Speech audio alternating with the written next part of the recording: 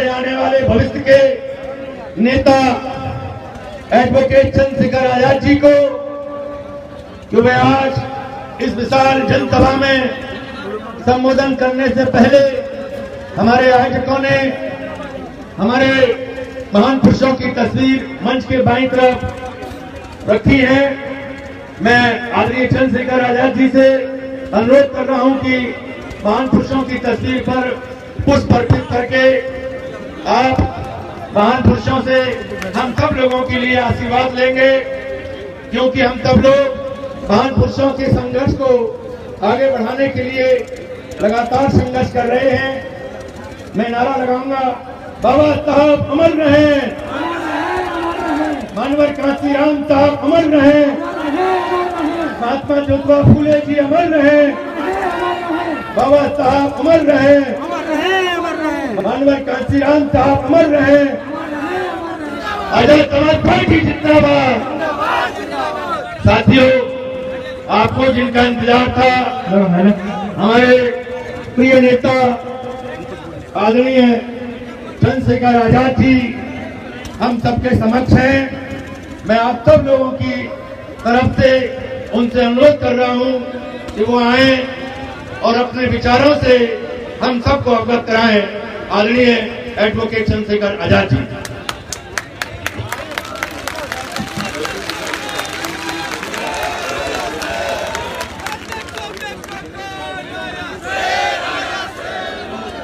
जय भीम।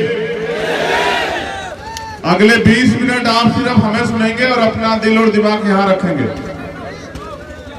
कोई ताली नहीं बजाएगा, कोई जिंदाबाद के नारे नहीं लगाएगा, क्योंकि जिंदाबाद तो बहुत दिनों से हम लोग कर ही रहे हैं। कितने जिंदाबाद हुए ये आपको पता है। करुणा के सागर तथागत बुद्ध संत शिरोमणि सदगुरु रविदास जी महाराज, भगवान वाल्मीकि महाराज, संत कबीरदास जी, गुरु नानक देव, इनके बाद जो अन्य संत गुरु महापुरुष हुए उनको नमन करते हुए सामाजिक परिवर्तन के नायक राष्ट्रपिता ज्योतिबा फूले, मां सावित्रीबाई फूले, आरक्षण के जनक छत्रपति साहू जी महाराज, छत्रपति शिवाजी महाराज पूरे देश में जन्मे, इस भारत में परिवर्तन के महापुरुष, जिनमें पेरियर रामास्वामी नायकर, पेरियर लल्ले यादव, संत गाडगे जी महाराज, नारायणा गुरु, बिरसा मुंडा,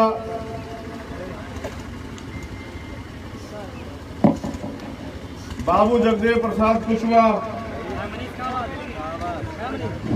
जननायक कपूरी ठाकुर, मान्यवर दीना माना वाल्मीकि साहब, महामना राम स्वरूप वर्मा जी, मां अवंतिका भाई लोधी, मां अहिल्याबाई होलकर, मां झलकारी बाई, मां रमा देवी,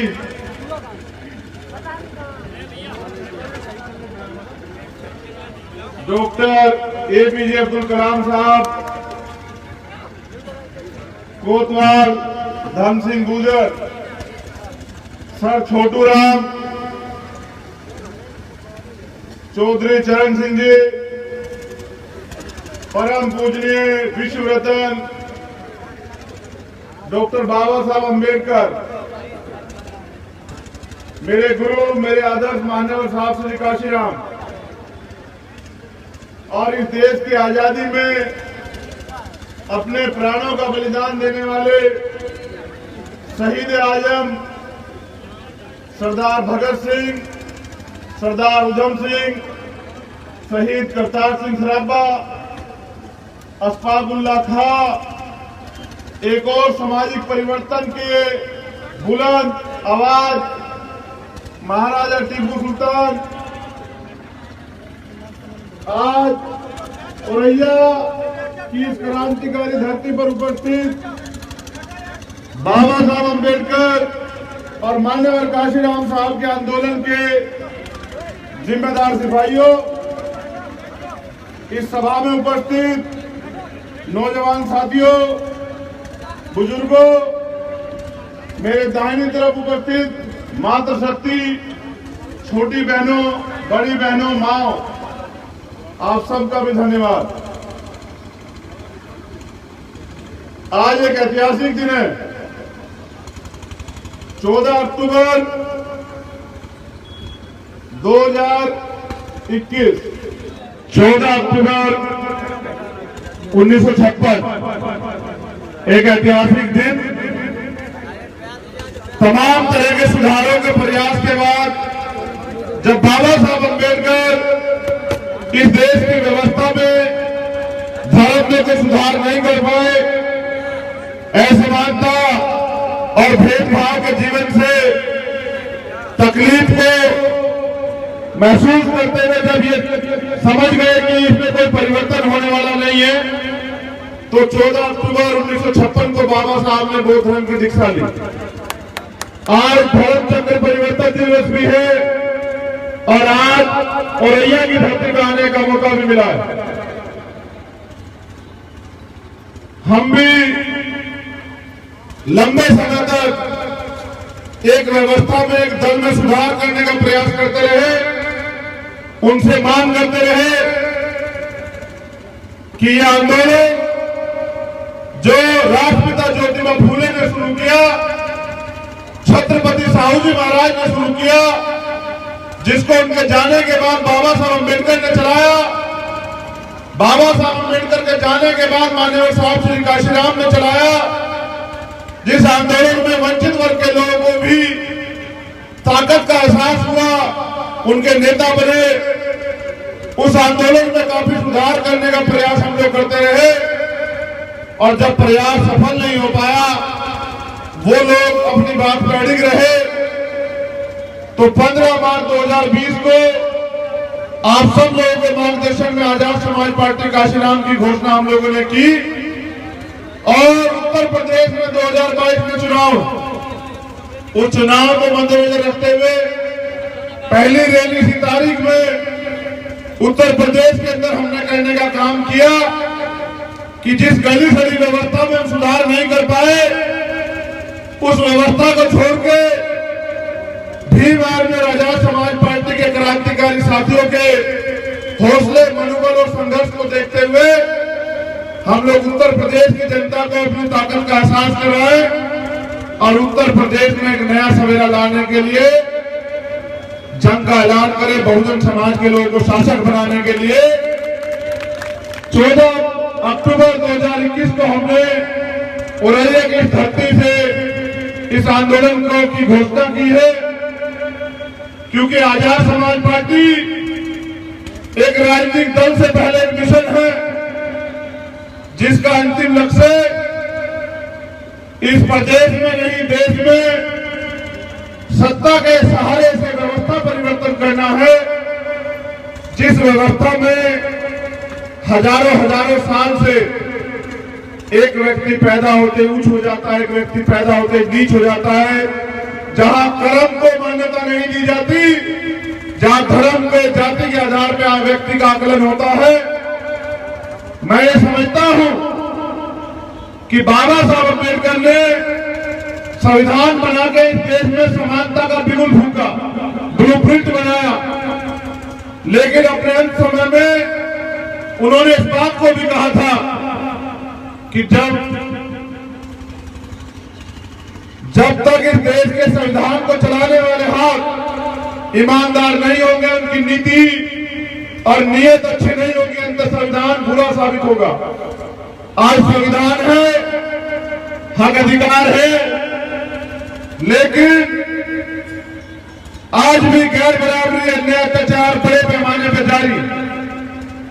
तो मैं अपनी बात की शुरुआत वहीं से करूंगा जहां माननीय काशीराम साहब छोड़ के गए थे।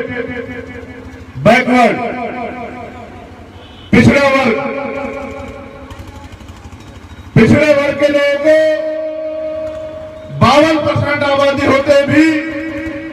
देश की व्यवस्था ने 27% आरक्षण देने की घोषणा की और वो 27% आरक्षण भी अभी पूरा नहीं हुआ। उसमें से भी कई प्रदेश अभी 14%, 12%, 8%, 10% आरक्षण को ले पा रहे और बाकी के लिए वो लोग लड़ रहे।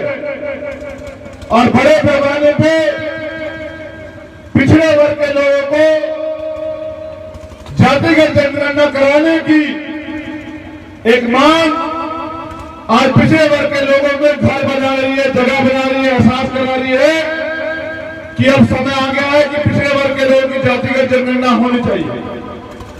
1931 में उनकी आबादी 52% थी, आज उनकी आबादी 60 से 65% हो गई है।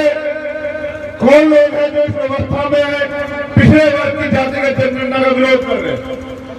ये वो लोग हैं जिनको ये पता है अगर पिछड़े वर्ग की वास्तविक जनगणना हो जाती है तो पिछड़े वर्ग के लोगों को ये पता लग जाएगा कि उनके अधिकारों को, चाहे सरकारी नौकरी हो, राजनीतिक व्यवस्था हो, चाहे संसाधन हो या संपत्ति हो या जमीन हो, कौन का भी होकर बैठा उनके अधिकार किसने छीने हुए। मंडल कमीशन के लिए इतना बड़ा आंदोलन चला था, लेकिन मंडल कमीशन की 2 सिफारिशें लागू हुई, क्योंकि जिन लोगों को इस व्यवस्था में परेशानी है, पिछड़े वर्ग के लोगों को, उनके हाथ में सत्ता की चाबी नहीं है। इसलिए पिछड़े वर्ग के लोग आज भी अपनी पूरी दिशा को सुधारने के लिए लड़ने का काम कर रहे हैं और आजाद समाज पार्टी ने तय किया है कि आने वाले माह में पिछड़े वर्ग की जातिगत जनगणना कराने के लिए सबसे बड़ा आंदोलन देश में अगर कोई करने का काम करेगा तो वो भीम आर्मी और आजाद समाज पार्टी करेगा, क्योंकि पिछड़ा वर्ग इस देश की राजनीति की दिशा तय करता है, दशा तय करता है और उसकी आबादी बहुसंख्यक है। उसके साथ मैं आज माइनॉरिटी के बारे में भी अपनी बात को रखूंगा, क्योंकि इस देश में तमाम तरह की कमेटी बनी, सच्चर कमेटी भी बनी और सच्चर कमेटी की रिपोर्ट ये कहती है कि दलितों से भी बुरी स्थिति है इस देश में। मुसलमान इस देश में दलितों से भी बुरी जिंदगी जी रहा है और समय समय पे राजनीतिक लोग धार्मिक बलि का बकरा बना के अपने राजनीतिक उल्लू को सीधा करते हैं, उनके अधिकारों को छीन के रखते हैं, उनको गुलाम बना के रखते हैं। तो पिछड़े वर्ग के बाद माइनॉरिटीज में जो मुसलमान है, जैन है, सिख है, बौद्ध है, पारसी है, उन समाज को भी उनके अधिकार मिलने चाहिए। ऐसी तैयारी करने का काम भी आजाद समाज पार्टी ने किया। अब मैं बात करता हूं जो सबसे बड़ी बुनियादी ताकत है बहुजन आंदोलन की, वो है दलित समाज के लोग। तो दलित समाज के जो हालात है वो आपसे छिपी भी नहीं है। दलित समाज के लोग, तमाम सरकारें आई, आज भी उनके जीवन में कोई बड़ा परिवर्तन नहीं हुआ।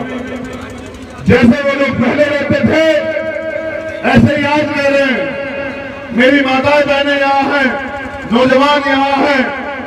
आज भी इस देश में, उत्तर प्रदेश में भी, देश में रेप भी होते हैं, हत्याएं भी होती हैं, घर भी जला दिए जाते हैं, जमीन भी छीन ली जाती है, तमाम तरह के अपराध, भेदभाव होते हैं। लेकिन आज भी उत्तर प्रदेश के अंदर गैर बराबरी, अन्याय, अत्याचार क्यों नहीं खत्म हुआ? इसलिए खत्म नहीं हुआ क्योंकि बुनियादी रूप से जो सामाजिक परिवर्तन करना था वो परिवर्तन की शुरुआत अभी तक नहीं हुई। नौजवान यहाँ बैठे हैं, मैं ये पूछना चाहता हूँ, क्या गुलामी की जिंदगी जीने के लिए आप लोग अपने जीवन में जी रहे हो? क्या गुलामी ही तुम लोग अपने जीवन में चाहते हो? क्या तुम्हारी इच्छाएं नहीं है? क्या तुम नहीं चाहते कि जो अधिकार यहाँ सब लोगों को मिले हैं वो तुम लोगों को भी मिले? अगर तुम ये अधिकार चाहते हो तो तुम्हें अपनी लड़ाई अपने सहारे, अपने कंधों पे लड़नी पड़ेगी, क्योंकि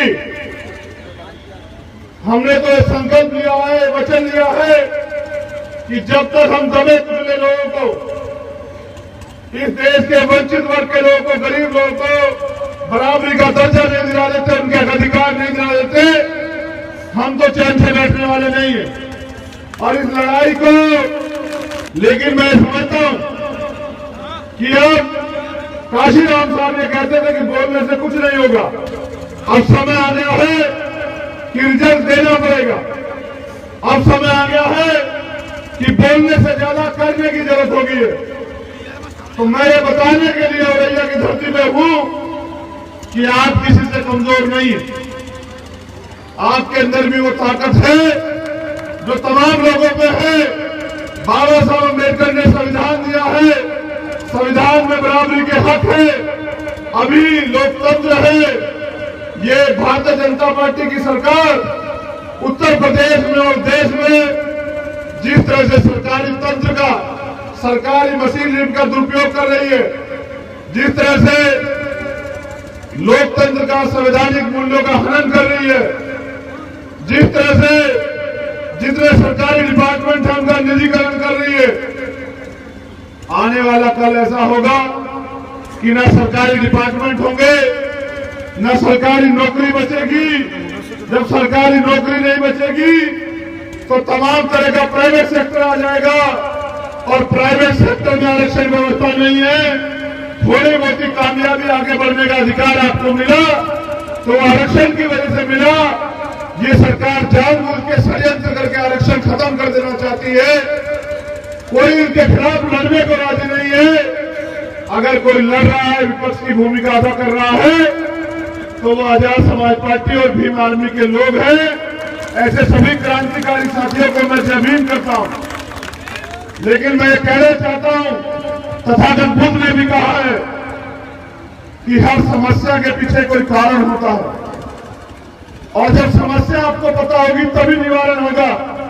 तो मेरी बात पे गौर करना कि समस्या क्या है। इस देश की समस्या गरीबी से भी बड़ी अगर कोई है तो वो इस देश में मनवादी व्यवस्था है। अगर आप इस व्यवस्था को नहीं समझ पाए तो आप परेशानी की जड़ को नहीं समझ पाओगे, और जब आप जड़ को नहीं समझ पाओगे तो आप हल नहीं कर पाओगे। इस असमानता जो इस जातिवाद, भेदभाव इस देश की व्यवस्था में है, उसकी वजह से हम लोग बड़े छोटे ऊंच नीच के भेदभाव में बटे हुए हैं, और बटे हुए होने के कारण एक दूसरे से भेदभाव करते हैं। बहुजन समाज के लोग आपसी भाईचारा नहीं बनाते, और जब आपसी भाईचारा नहीं बनाते तो 15% लोग 85% लोगों पर राज करते हैं। 15% लोग गुलामी के सिवा कुछ नहीं करते। इस वजह से, इन चारे की वजह से इस देश में बहुजन समाज के लोग भी आज भी वास्तविक आजादी से दूर। अभी 4A का, इस व्यवस्था का अगर कोई इलाज है वो भी 4A है, और ये 4A भी आपको जानना चाहिए। ये 4A है अनुसूचित जाति, अनुसूचित जनजाति, अन्य पिछड़ा वर्ग और इस देश का अल्पसंख्यक। पहला अनुसूचित जाति, दूसरा अनुसूचित जनजाति, तीसरा अन्य पिछड़ा वर्ग, और चौथा अल्पसंख्यक यानी कि इस देश की माइनॉरिटी। अगर ये 4A एक साथ इकट्ठे हो जाए और यूनिटी बना ले, भाईचारा बना ले, तो मैं पूरी जिम्मेदारी से कहता हूं कि माननीय काशीराम साहब और बाबा साहब अम्बेडकर का सपना पूरा हो जाएगा। बहुजन समाज के लोगों में भाईचारा बन जाएगा, इस देश में आपका राज स्थापित हो जाएगा। क्योंकि जिनका राज होता है उनकी बहन बेटियों पर अत्याचार नहीं होते। जिनका राज होता है उनको अधिकारों से वंचित नहीं रखा जा सकता है। जिनका राज होता है उनके साथ अन्याय अत्याचार नहीं किया जा सकता है।